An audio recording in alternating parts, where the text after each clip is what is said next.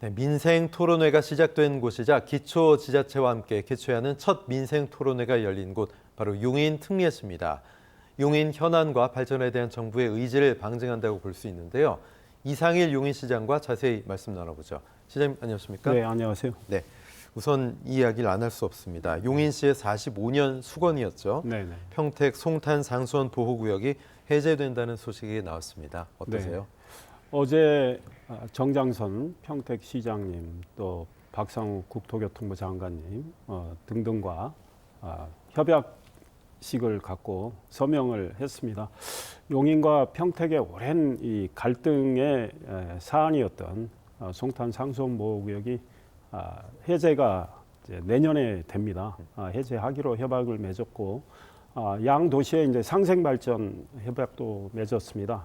송탄 상수원 보호구역에 우리 용인에 해당되는 구역이 여의도의 8배의 면적이나 됩니다. 그래서 많은 용인 시민들이 큰 불편과 고통을 겪었는데요.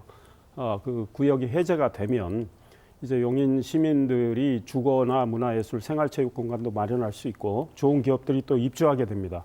그다음 그 근처에 이동 남사읍 첨단 시스템 반도체 국가산업단지가 조성이 되는데 그 산업단지 일부가 또 상수원 보호구역에 해당돼서 규제를 받게 됐는데 국가산단의 원활한 추진을 위해서도 또 그게 해제가 됐기 때문에 앞으로 그 국가산단 조성에 상당히 탄력을 붙을 걸로 예상이 됩니다. 예, 반도체 도시로 갔는데 날개를 달 수 있을 것 같은데 어쨌든 참 많은 기대가 모아집니다. 네. 또 지난달 25일이었죠. 기초지자체 가운데 최초로 용인시에서 민생 토론회가 있었고 당시 윤석열 대통령이 참 즐거운 민생 토론회 시간이다 이렇게 말문을 열었는데요. 자, 어떤 내용들이 좀 주목할 만한 내용이었는지 소개해 주십시오. 예, 대통령께서 우리 용인의 오랜 수건 사업에 대한 많은 해답을 주셨습니다. 일단 용인은 인구 100만 이상, 지금 용인 110만인데요. 특례시입니다. 용인, 수원, 고양, 창원 이 4개의 특례시가 있는데 특례시는 사실상 광역시에 해당하는 행정을 하고 있습니다. 그래서 특례시 특성에 맞는 행정을 할 수 있도록 특례시 지원특별법을 제정하겠다고 약속을 했고 그 이후에 지금 행정안전부가 TF를 구성해서 법안 만드는 과정에 들어가 있기 때문에 용인은 큰 선물을 좀 받은 셈이고요.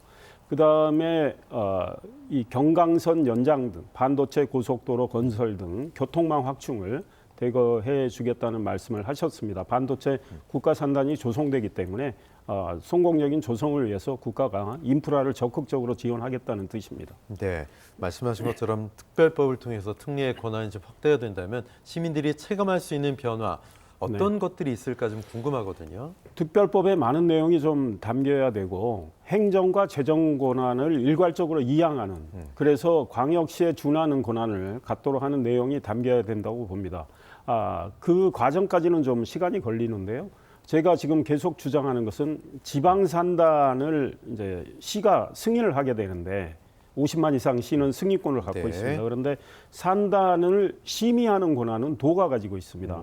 그래서 승인권자, 시민권자가 일치가 안 돼서 지방에 들어오고자 하는 기업들이 그 심의 과정이 상당히 좀 오래 걸리기 때문에 좀 불편해하고 있기 때문에 이제 50만 이상의 그 산단 심의권은 도가 시로 넘겨야 되는 이런 내용들이 지금 당장 필요한데 나중에 특례시법이 되면 특례시에는 그게 부여되도록 할 생각이고 기업 유치가 훨씬 수월해지겠네요. 네, 그렇습니다. 그다음에 우리 용인은 지금 내년 기준으로 15년 이상이 되는 공동주택이 무려 437개 단지가 있고요. 19만 5천 가구 정도 됩니다. 이제 리모델링 계획 수립을 시가 좀 도의 승인을 안 받고 하게 하는 거 이거는 정부가 해주겠다고 했고요. 51층 이상 건물을 짓고 20만 제곱미터 이상 건축물을 짓는 거를 또 특례시가 좀 자율적으로 하도록 하는 권한 등은 이제 법 제정 전에 부여가 된다고 보는데 그렇게 되면 좀 더 자율적인 행정을 할 수가 있습니다. 네, 당시 토론회에서 대통령이 용인에 이제 반도체 클러스터와 국가산단 또 이동업 신도시까지 만들어지면 인구가 150만이 될 거다 이런 얘기까지 했습니다. 그만큼 또 그에 준하는 교통망 확충도 중요해 보이는데 어떻게 보세요? 예, 그렇습니다. 가장 중요한 것이 교통망 확충입니다. 그래서 이미 말씀드린 대로 저인구 지역은 경기도 광주역에서 국가산단 쪽까지 지하철을 연장을 해야 됩니다. 그래서 그걸 경강선 연장이라고 네. 하는데 대통령께서 그거는 적극적으로 해주겠다는 의지를 밝히셨습니다. 제가 추가로 또 말씀드린 것은 우리 수지 지역에 또 지하철망이 필요합니다. 그래서 그 서울 지하철 3호선을 수서에서 성남, 용인 수지구, 그다음에 화성까지 연결하는 이 이야기를 했고요. 내년에 계획이 수립될 걸로 보이는 5차 철도망 계획에 꼭 반영시킬 계획이고 2021년에 4차 계획에 반영된 기흥구의 기흥역에서 오산대역까지 가는 지하철도 좀 빨리 진행을 해달라고 이야기를 했습니다. 네. 그다음에 대통령께서 반도체 고속도로 건설 의지를 밝혔는데 이 반도체 고속도로는 제가 2년 전에 공약한 내용인데요. 그걸 건설해 주시겠다고 했는데 그것이 국가산단 남쪽으로 라인을 이제 그어놨는데 온삼 또 SK 하이닉스가 들어설 네. 용인 반도체 클러스터 남쪽으로도 지나게 되니까 반도체 고속도로가 꼭 건설이 되면 소위 교통 인프라는 많이 갖춰지게 되고 삼성전자가 360조 원을 투자하게 되는 그 이동 남사업 국가산단에는 국도 45호선이 지나가게 됩니다. 네. 현재 4차로인데 그걸 8차로로 확장하는 작업도 대통령께서 도와주시겠다고 했고 저는 빨리 속도를 내려면 예타 면제가 필요하다는 주장을 네. 하고 있습니다. 예. 자, 인구가 늘어나면 부수적으로 뭐 보조를 맞춰야 되는 정책들이 한두 가지가 아닐 텐데 그 가운데서 교육에 대한 시민들의 열정 참 간과할 수가 없습니다. 네. 용인 특히나 그런데 용인에 지금 외국어 고등학교가 있잖아요. 네네. 또 다른 교육기관 설치에 대한 계획이 있으신지 궁금해요. 네, 그렇습니다. 인구가 대통령 말씀대로 150만까지 육박할 상황이 된다면 다양한 교육 수요가 나오기 때문에 저희들이 미리 준비해야 된다 이런 생각을 하고 이미 용인 외고가 있죠. 저는 반도체 마이스터 고등학교는 2026년봄 개교 목표로 계속 일을 네. 진행해 왔는데 잘 되리라고 생각을 하고요. 교육부 경기교육청이 많이 도와주고 있습니다. 그다음에 또 필요한 것이 과학고등학교하고 예술고등학교 설립 추진을 하고 있습니다. 그래서 이 학교도 완성이 된다면 용인의 교육 수요를 다양하게 저희들이 이렇게 수렴해서 부응할 수 있겠다 이런 생각을 하고 있습니다. 네. 말씀 들어보니까 용인이 전 세계가 주목할 만한 반도체 도시가 되지 않을까 그런 생각이 드는데 또 워낙 규모가 큰 국가적인 사업이다 보니까 시간이 어느 정도 많이 필요하지 않을까 그런 생각도 네. 드는데 실제로 체감할 수 있는 효과, 변화들이 좀 곳곳에 보이고 있습니까? 예, 이제 용인하면 반도체 도시로 확실히 자리매김했고요. 이 프로젝트들이 다 완성되면 단일 도시로는 반도체로 세계 최대의 생태계를 갖게 됩니다. 이미 용인에 좋은 반도체 기업들이 많이 입주하고 있고 입주를 노크하고 있습니다. SK 하이닉스가 조성 중인 온삼 용인 반도체 클러스터 그쪽에는 이미 30여 개의 기업이 입주하겠다고 해서 소위 분양을 받았고요. 그 옆으로 또 도쿄 일렉트론 이런 기업들이 반도체 장비 예산대 지금 들어와서 지금 그 기업 조성을 하고 있고 고용 테크놀로지라고 반도체 장비 검사 업체인데 굉장히 큰 업체인데요. 그 회사는 서울 본사를 우리 용인 수지구 상현동 쪽으로 지금 옮기겠다고 했습니다. 그래서 원익 IPS, 솔브레인, 주성 엔지니어링 등 아주 유명한 반도체 소부장 기업들이 들어오고 있습니다. 네. 반도체 도시로서의 위상이 높아지는 반증일까요? 용인시 공무원 노조에서 네. 이상일 시장님 추진력이 좀 높다. 성명서를 냈습니다.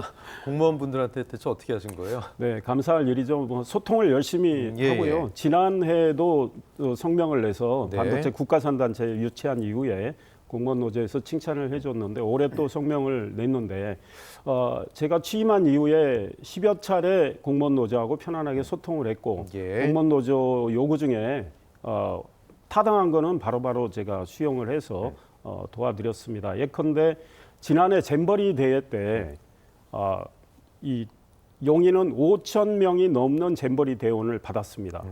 전체 7분의 1이나 되는 대원을 받았고 전국에서 단일 도시로는 제일 많이 받았는데요. 우리 공무원들이 굉장히 고생을 많이 했습니다. 네. 그래서 연인원 1,000여 명이 지금 동원해서 도와줬는데 우리 공무원들이 일을 하게 되면 초과 근무 수당은 밤을 새도 일을 해도 4시간밖에 인정이 안 됩니다. 이거는 온전히 인정해줘야 된다. 이런 제가 주장을 행안부에 해서 관철을 시켰고요. 우리 공무원 노조 사무실도 영 비좁아서 네. 좀 괜찮은 곳으로 옮겨드리는 등 소통을 많이 하면서 그 공무원의 사기 진작, 근무 환경 개선 이런 노력을 네. 한 결과라고 생각을 합니다. 네. 최근 뭐 지자체들 보면 한 톡톡 튀는 아이디어의 젊은 공무원들이 그 지자체를 빛내는 경우 되게 네. 많거든요. 네.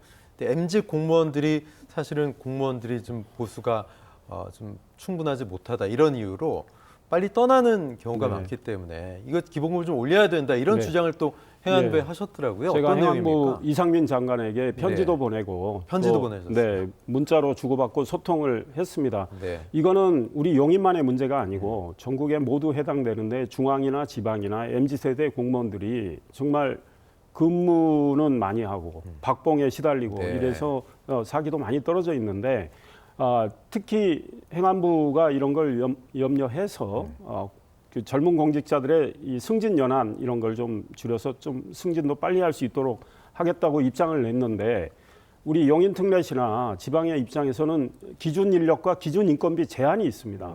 이거를 굉장히 용인 특례시는 상대 비슷한 도시보다 낮게 책정됐는데 네. 그거를 허물지 않는 한 행안부의 그런 방침은 효력이 없다. 그러니까 캡이 씌워져 있군요. 네, 그렇습니다. 이런 내용의 편지를 보냈고 또 3월 25일 이상민 행안부 장관하고 점심을 하면서도 또 이야기를 했습니다. 그래서 정말 MZ세대 공무원들이 좀 일할 긍지를 갖고 열심히 일을 할 수 있도록 그래서 시민에게 보탬이 되는 활동을 할 수 있도록 하려 한다면 기준 인력, 기준 인건비는 좀 올려줘야 된다 이런 주장을 하고 있습니다. 알겠습니다.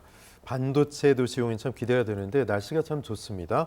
곳곳에 축제가 한창이죠. 용인은 연극제를 준비하고 있더라고요. 올해 6월 28일부터 제42회 대한민국 연극제가 개최가 됩니다. 거의 한 달 동안 개최가 되고요. 그 연극제가 끝나면 제가 제안을 해서 처음 실시하는데 제1회 전국 대학생 연극제도 개최가 됩니다. 우리 대한민국 연극제는 굉장히 전통과 권위가 있고요. 각 시도에서 예선을 통과한 연극단이 이제 무대에 오르게 되는데 해외에서도 연극인들이 많이 와서 봅니다.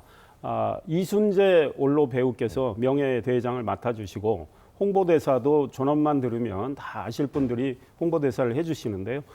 대한민국 연극제 개최를 통해서 우리 용인의 문화의 품격도 올리고 우리 시민들의 문화를 향유하고픈 그런 욕구를 충족시키려고 하고 있습니다. 네. 자, 이제 취임 2주년이 벌써 가까워오고 있습니다. 공약 이행 많은 노력을 기울이고 계신데 끝으로 용인 시민분과 OBS 시청자 여러분께 인사 말씀 좀 해주시죠. 예, 존경하는 OBS 시청자 여러분 반갑습니다.